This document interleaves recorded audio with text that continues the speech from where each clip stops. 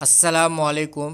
আজকের ভিডিওতে আমরা জানব আল আমিন মিশনে 2026 বর্ষে ভর্তির জন্য যে অ্যাডমিশন টেস্ট বা ভর্তির পরীক্ষা দিয়েছিল ছাত্রছাত্রীরা ক্লাস 5 to 9 অ্যাডমিশনের জন্য 2026 বর্ষে তাদের ভর্তির রেজাল্ট যেটা বলে এক্সাম রেজাল্ট পাবলিশের ডেট প্রকাশিত হয়ে গেছে। কবে রেজাল্ট পাবলিশ করবে এবং নিজে থেকে আপনারা দেখতে পারবেন ফোনের মাধ্যমে, সেটি আজকের ভিডিওতে আমরা জেনে নেব।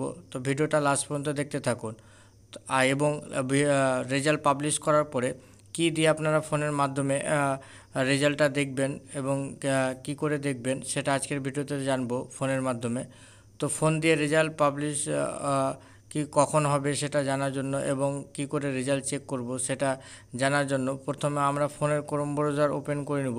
ফোনের ক্রোম ব্রাউজার ওপেন করার পরে আমরা গুগল সার্চ বারে সার্চ করে নেব আল আমিন লিখে। সার্চ করার পরে নিচের দিকে স্ক্রল করব এবং আল আমিনের অফিসিয়াল ওয়েবসাইটে আমরা ক্লিক করব।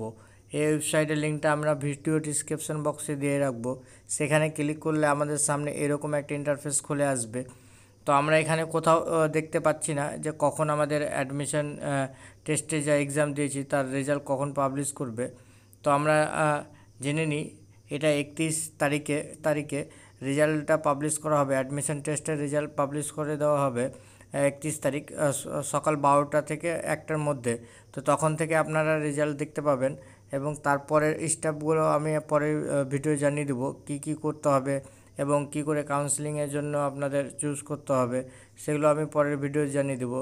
এবং কি করে আপনারা মানে রেজাল্ট ডাউনলোড করবেন বা রেজাল্ট চেক করবেন। তো আল আমিন মিশনে অফিসিয়াল ওয়েবসাইটে চলে আসবেন, এইরকম ইন্টারফেস খুলে আসবে আপনাদের সামনে।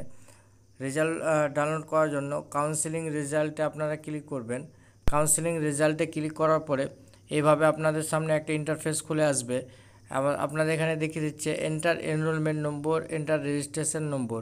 তো আমরা এনরোলমেন্ট নম্বর দিয়ে দেবো, যেহেতু আমাদের কাছে অ্যাপ্লিকেশন করার পরে আমাদের কাছে একটা এনরোলমেন্ট নম্বর ফর্মে ছিল, সেই ফর্ম নম্বরটা আমরা রেখে দিব এবং সেই ফর্মেই নম্বর যে রয়েছে এনরোলমেন্ট নম্বর সেটা আমরা এখানে এন্টার করে দেবো।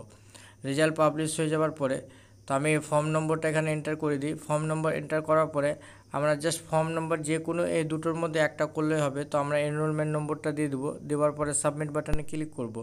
সাবমিট বাটনে ক্লিক করলে আমাদের সামনে এরকম চলে আসবে, সেম চলে আসবে।